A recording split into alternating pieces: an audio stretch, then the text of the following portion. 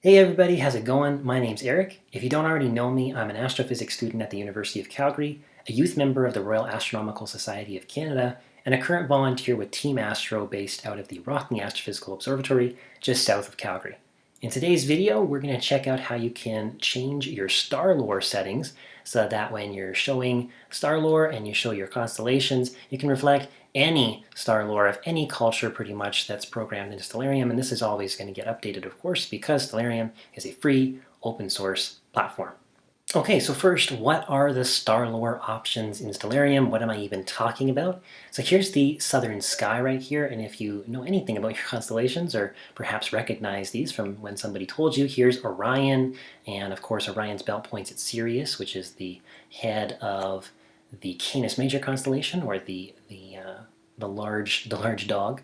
And if you're having a hard time visualizing these things, sometimes a nice thing to do, in addition to popping on your constellation lines, is to come down here on your toolbar and click Constellation Art. What that'll do is populate the night sky with imitations or art impressions of what the ancients would have seen when they looked into the sky and they looked at these patterns of the stars they were seeing.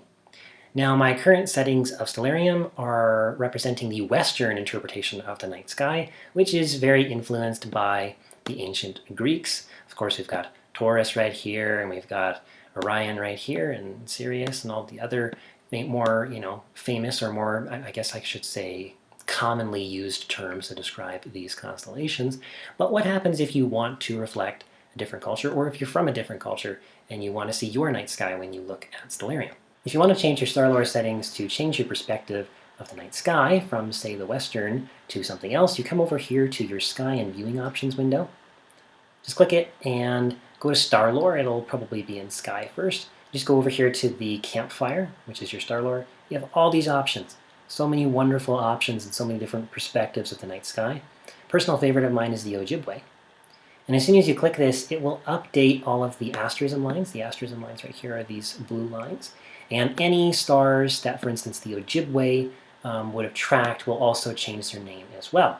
So now if I click Constellation Art, we'll see that instead of the Western, or I guess kind of like ancient Greek interpretation of the night sky, you'll see indigenous artwork instead of modern artwork.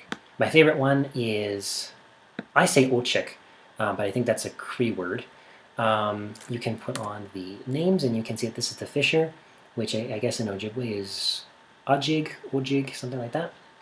There's the loon here, which of course is usually what we would call the Little Dipper. I was doing a Team Astro presentation lately, and it went over really, really well with the kids. They loved when I flipped the Starlore over to the indigenous Starlore, because this is just such neat artwork. So if you're looking to spice things up a little bit the next time you're showing off the night sky in Stellarium, this is a wonderful way of doing it.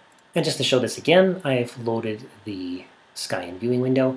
I've got Ojibwe clicked right now, but if I went up and I wanted Inuit, for instance, or Inui, I can just do this, and then it automatically changes what we were seeing before to the Inui interpretation of the night sky.